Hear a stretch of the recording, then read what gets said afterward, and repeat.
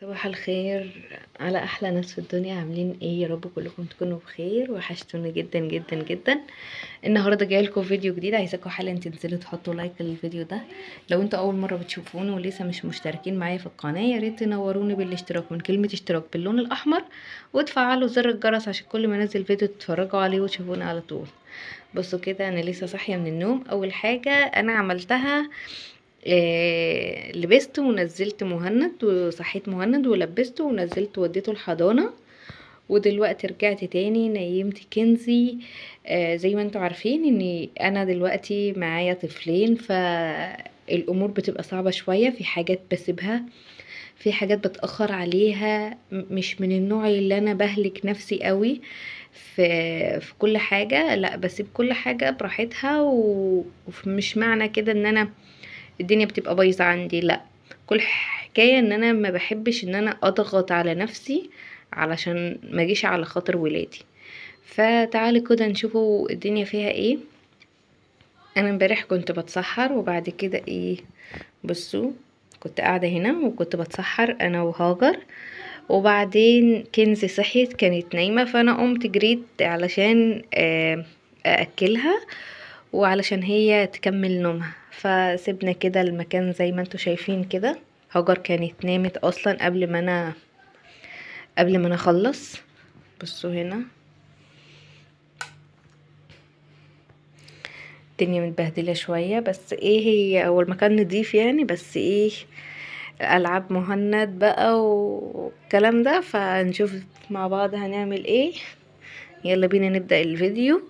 لو انتوا اول مرة بتشوفوني ولسه مش مشتركين معايا في القناة، ياريت تحطوا لايك وتشتركوا في القناة. الناس اللي كانت تسألنا على الشاشة، يا جماعة انا لسه ما جبتهاش. بصوا، لسه ما جبتهاش من عند الراجل لحد دلوقتي. انا بجد زعلانة جدا ان هي لحد دلوقتي انا لسه ما جبتهاش. بس انا كلمته قال لي ان في خط ابيض ظهر في الشاشة، وان هو مش هينفع يدهني كده. فلازم ان هو يغير الشاشة اللي هو ركبها اصلا، لان اصلا الشاشة اتكسرت خالص نهائي. فهو ركب واحدة جديدة جواها، فظهر فيها خط ابيض. فالخط ده بقى مش هينفع هو يدهني بالمنظر ده. فقال لي لازم ان انا اركب واحدة سليمة وكاملة وتمام، يعني ما فيهاش اي مشكلة وما فيهاش اي عيب. فطبعا انا سبتها له، قلت له خلاص تمام يعني، شوف كده وخلصها وكلمني يعني. فقال لي خلاص تمام، يومين كده ان شاء الله وهنحاول ان احنا ايه، اخليكي تستلميها. بصوا الكراتين دي انا بحتاجها، بحطها على السرير يعني وكده. فانا شايلاها، فقلت ان انا ايه، اول لما ارفع المرتبة بتاعه السرير هبقى احطها يعني وكده. فتعالوا كده نشوف هنعمل ايه. كمان عندي غسيل عايزه ان انا اخلصه، اغسله يعني، اشغل الغسالة عليه. بصوا، فشغل الغسالة ونشوف مع بعض هنعمل ايه. يلا بينا. السلام عليكم ورحمة الله وبركاته. عاملين ايه؟ يا رب كلكم تكونوا بخير. وحشتوني جدا جدا جدا. يلا بينا نبدأ الفيديو بتاعنا بقى. عايزة اقول لكم اليوم ده ان شاء الله كده هتلاقيه بيتكرر معاكي كتير في رمضان. انا كل يوم بصحى كده الصبح، اول حاجة بعملها بودي مهند الحضانة، وبعد كده برجع كنزي بتنام بفطرها كده، وبعد كده بنيمها، وبعد كده بشوف ايه اللي ناقص في الشقه وبعمله، وايه اللي ناقص في البيت وبعمله. عايزه اقول لك بجد الروتين النهارده سهل جدا وحماسي جدا وسريع. يلا بينا بقى نتشجع مع بعض ونشوف ايه اللي احنا هنعمله النهارده. اول حاجه كده انا صحيت ووديت مهند الحضانه، وبعد كده رجعت شفت بقى الصاله في حاجات كانت غسيل، آه ما كنتش مطبقاه، ما كنتش حاطاه في مكانه، وفي نفس الوقت كان في عندي غسيل وسخ. قلت ان انا هشغل الغسالة بقى. حطيت بقى، لميت كل الحاجات الوسخة، وبعد كده قلت ان انا هشغل الغسالة. الشقة كانت نظيفة وكل حاجة تمام، بس كان في حاجات مش في اماكنها، وفي نفس الوقت كان في عندي هدوم برضو مش في مكانها، وطبعا الالعاب بتاعت مهند لا غنى عنها دي يعني. فقلت ان انا هلم كل الحاجات دي، وبعد كده هدخل على المطبخ. طبعا في مواعين وسخه من امبارح، طبعا كسلت ان انا اغسلها بالليل، مواعين بتاعه السحور، حبه حاجات كده، فقلت برضو ادخل اعملهم. في ناس مننا بتحب ان هي تعمل حاجة البيت بعد الفطار، وفي ناس مننا بتحب تعملها في الصيام. انا بحب ان انا اعملها في الصيام، بحيث ان انا نشيطة اكتر وبحس ان انا عندي طاقة اكتر. لكن بعد الفطار الصراحة بحس نفسي ان انا عايزة انام، وبحس ان جسمي ريح، فما بقدرش ان انا اعمل حاجة. فبحب ان انا اعملها قبل الفطار، بخلص بقى كل حاجة. ولو عندي اكل بيبقى تمام كده، الدنيا تمام ومش بعمل اكل او بعمل حاجات بسيطة، بزود على الاكل بتاع قبلها بيوم. وفي نفس الوقت بخلص كل حاجة ورايا. انما بقى لو لسه هعمل اكل جديد، فببدأ يومي من بدري، اخلص كل حاجة الاول في الشقة، وبعد كده ببدأ اعمل الاكل على طول. هنا بقى دخلت على المطبخ وقلت ان انا اغسل المواعين واخلص كل حاجة.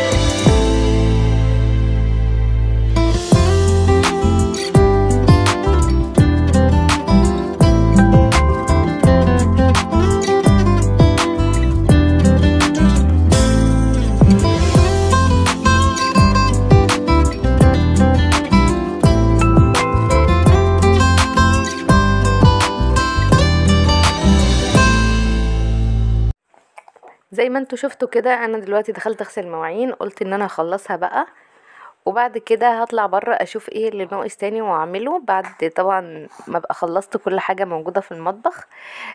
كمان عايزه اقول لكم، الناس اللي كانت بتسالني على لينك الانستجرام بتاعي، هسيب لكم اللينك في اول تعليق مثبت، وهسيبه لكم في صندوق الوصف. اي حاجه محتاجينها مني يا ريت تدخلوا وتكلمونا على طول، وهرد عليكم على طول.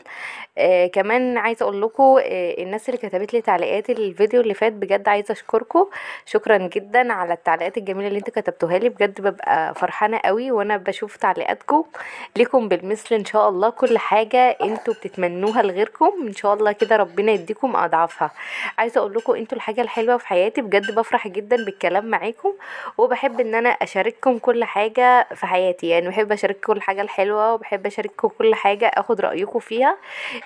انا اتعودت على كده، وانتوا عيلتي كبيرة زي ما بيقولوا كده بالظبط، وانا بحب ان انا اخد رأيكم في كل حاجة. هنا بقى انا كنت جايبة الطقم ده، طقم العلاقات ده انا كنت جايباه من هايبر، وانا شيخ زايد. فقلت ان انا اجيبه بقى كده اعلق فيه الحاجات اللي عندي في المطبخ. فجبته، كان فيه منه كذا حاجة، يعني ده كان تلاتة مع بعض. كان في حاجات منها 4، وكان في حاجات 5، وكان في حاجات 10، يعني على حسب العدد اللي انت عايزاه. في عدد كتير، بس انا كنت محتاجه 3 بس، يعني ما كنتش محتاجه اكتر من 3. فاخدت ال3 دول زي ما انتوا شايفين كده، وهعلقهم وهحط فيهم الحاجات اللي انا بستخدمها تقريبا كتير. يعني اكتر حاجه بستخدمها، بدل ما انا حطاها في الدرج زي ما انتوا شايفين كده، المطبخ عندي ضيق، فمش حاجات كتير ببقى حطاها على الرخامه او كده، فدول اكتر حاجات انا بستخدمها. فحطيتها كده يعني على اساس ان هي تكون قدام ايدي على طول. هنا بقى كنت الغسالة كانت شغالة بقى، فكنت بشوفها هي قدامها قد ايه. انا بحب ان انا اديها فمين مش فم واحد. بعدين بقى سبت الغسالة وهي شغالة، وبعدين دخلت على الأوضة. قلت بقى هشوف الغسيل الوسخ، وفي نفس الوقت ايه، اروق الأوضة واسوي السراير واطبق البطاطين، واغير الكيس بتاع المخدة. كيس المخدة ده انا لسه كنت مغيرة الملايات امبارح قبلها بيوم، بس ما غيرتش كيس المخدة. فقلت ان انا هغير كيس المخدة بقى واسوي السراير واظبط الأوضة، وبعد كده اخرج برضو هشوف الأوضة التانية وهكذا. طبعا الشقه بتاعتي هتلم كده في ساعه زمن مش اكتر من كده، علشان هي اصلا نظيفه، بس كل الحاجات اللي فيها دي حاجات بسيطه، يعني مش هتاخد وقت، يعني مش هتاخد وقت، حاجات بسيطه كده هتتعمل بسرعه. لو وصلتوا معايا في الفيديو لحد هنا ما تبخليش عليا باللايك الجميل والاشتراك في القناه عشان يوصلك كل جديد.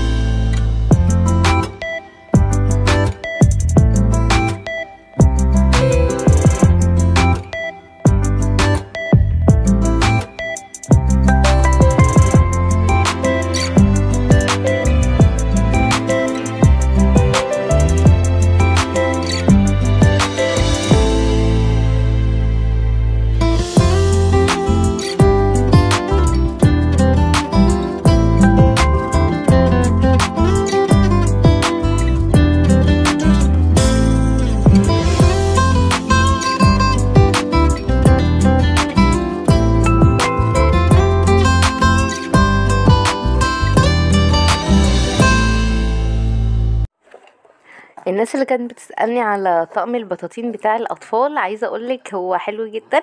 لو انتي لقيتي نفس الخامة، عايزة أقولك الخامة دي قطيفة على، يعني حاجة كده قطيفة على ستان او حاجة زي كده، بس عايزة اقولك هو جميل جدا. الخامة بتاعتها كان تقريبا اسمه المجد او العالمية، حاجة زي كده، يعني انا مش فاكرة بالظبط، بس عايزة اقولك هو حلو جدا، وكمان يعني عملي، وفي نفس الوقت البطاطين بتاعته تقيلة. في حاجات انا شفتها كانت اخف من كده بكتير، وكمان كانت ما كانتش نفس الخامة، يعني الخامة بتاعتها ما كانتش ناعمة قوي كده وتحس ان هي يعني مش نظيفة، يعني مش زي الحاجة. بصوا، عايزة اقولك الحاجة الغالية تمنها فيها زي ما بيقولوا كده بالظبط. فعشان كده بقولك هنا بقى انا طلعت وعملت الكنبة. ده كان فيديو النهاردة، يا رب يكون عجبكم. حطوا لايك للفيديو.